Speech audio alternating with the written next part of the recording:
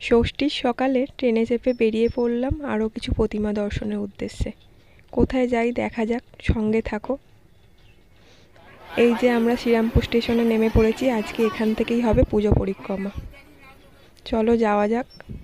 প্রথমেই দেখে নেব স্টেশনের সামনে মার্কেটের মধ্যে যে পুজো, আর এই পুজোর থিমটা ছিল বৃন্দাবনের মন্দির। দেখি কেমন করেছে, চলো।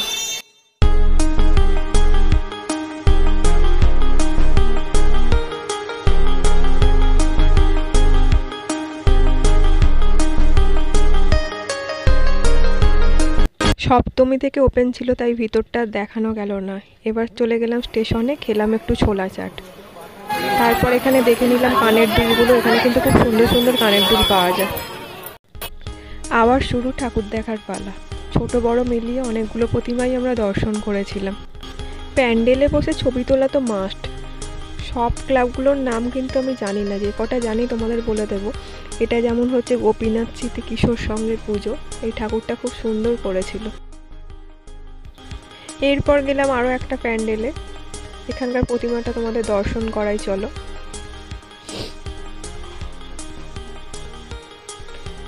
পুরো ভিডিওটা দেখতে থাকো।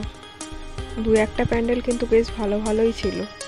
যদিও পুরো শ্রীরামপুর আমি ঘুরতে পারিনি। আর এখানে এই প্রতিমাটা দর্শন করার পর এই চার্চের ছবিটাও আমি তুলেছিলাম। তারপরে এই ঠাকুরটাও দেখে নিই, সঙ্গে দেখলাম এই ঠাকুরটাও। এখানে পুরো মায়ের সাজটা ছিল একদম পিঙ্ক পিঙ্ক পিঙ্ক, পুরো একদম। এই ঠাকুরটাও খুব সুন্দর হয়েছিল। আর এরপর এখানে প্যান্ডেলটা শুধু দেখো কি সুন্দর করেছে। এটা সম্ভবত সিএসির পুজো। দেখছো কি সুন্দর। ওখানে লেখা ছিল, বললাম না সব ক্লাবগুলোর নাম আমি জানি না, যে কটা জানি সে কটাই বলবো। আর এই মাঠে বসেছিল দু একটা খাবারের দোকানও। পুজো হবে, খাবারের দোকান থাকবে না তাই কি হয়? এদের হচ্ছে এটা 84তম বর্ষ। চলো ঠাকুরটা দর্শন করি। আর এই প্যান্ডেলের কাজটা কিন্তু ভীষণ ভালো ছিল। ভেতরের কাজগুলো দেখো শুধু।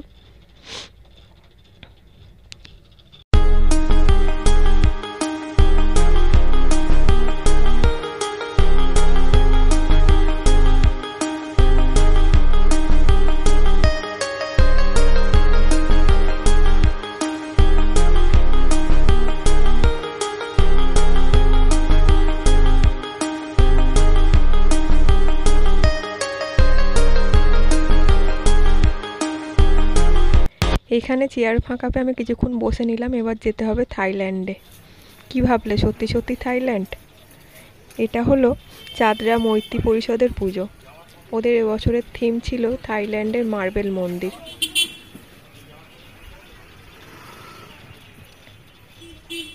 বৌদ্ধ প্যাটার্নে মন্দিরটা হয়েছে, দেখো সামনে বুদ্ধদেবের মূর্তি ছিল।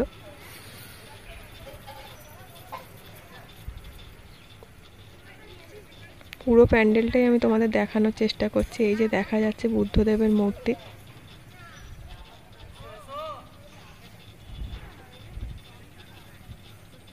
এবার চলো ভিতরটা দেখি কেমন করেছে।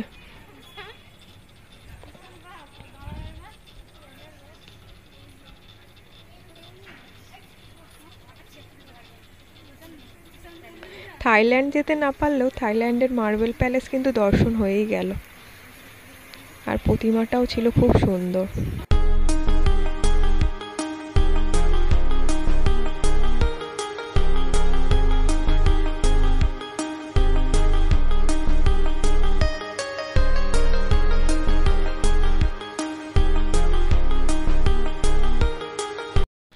থাইল্যান্ডের মার্বেল মন্দিরে বসে আমি একটা ছবিও তুলে নিয়েছিলাম, সেটাও জুড়ে দিলাম ভিডিওর সঙ্গে।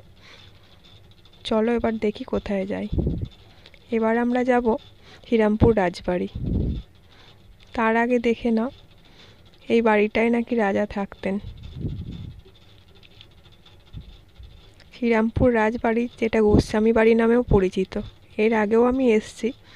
রাজবাড়িতে খুব সুন্দর পুজো হয়, একদম সাবেকি পুজো, মনে দিয়ে আনার ছোঁয়ায়।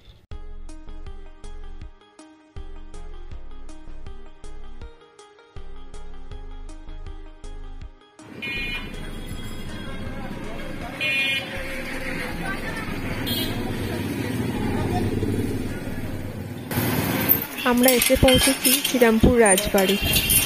বাইরেটা খুব সুন্দর সাজিয়েছিল। পুরোটা আমি তোমাদের দেখানোর চেষ্টা করছি। এই দেখো লেখাই আছে গোস্বামী বাড়ি। এটা বাড়ির প্রতিটা দেওয়াল ইট কাঠ বলে দেয় কত শত স্মৃতি জড়িয়ে আছে এর সঙ্গে। চলো ভিতরে যাই, মাকে দর্শন করতে হবে। আমার মনে হয় শ্রীরামপুর পুজো পরিক্রমা কমপ্লিটই হয় না যদি না এই রাজবাড়ির পুজোটা দর্শন করি। তো এটা দেখার আমার খুব ইচ্ছা ছিল, অবশেষে দর্শন করতে পেরেছি। চলো যাওয়া যাক।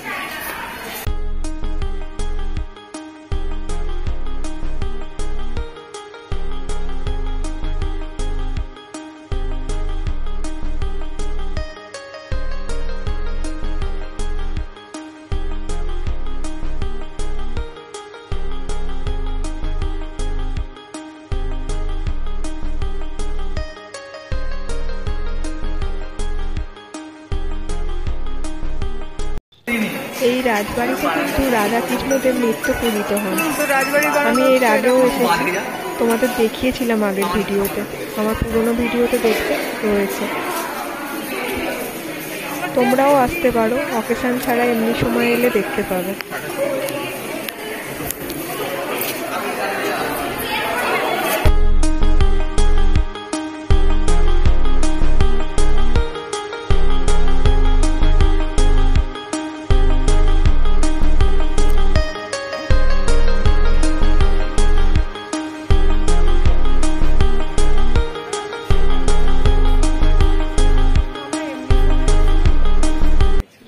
রাজবাড়ি দর্শন তো হলো, এবার চলো ডিজনি ওয়ার্ল্ডে। শ্রীরামপুর বান্ধব সংঘের এবছরের থিম ছিল ডিজনি ওয়ার্ল্ড।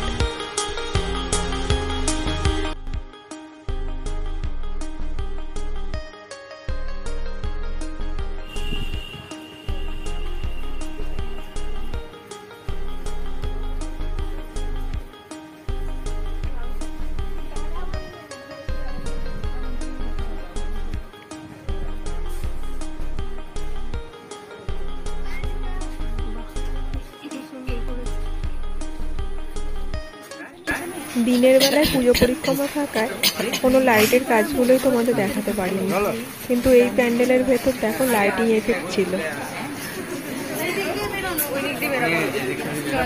লাইটিং এফেক্টের জন্যই মায়ের মুখটা নীল দেখাচ্ছে।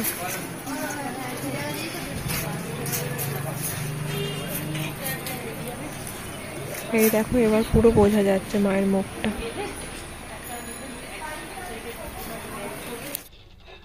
নিচে ছিল একটা ছোট মায়ের মূর্তি। এবার স্টেশনের দিকে ফেরার পালা, আর ফেরার পথে দেখে নিয়েছিলাম আরো কিছু ঠাকুর, তার মধ্যে এটা একটা।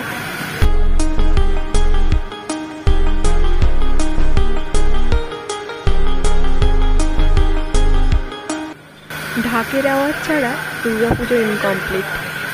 তো এবার করবো পুজো পরিক্রমা শেষ পুজো দর্শন সঙ্গে।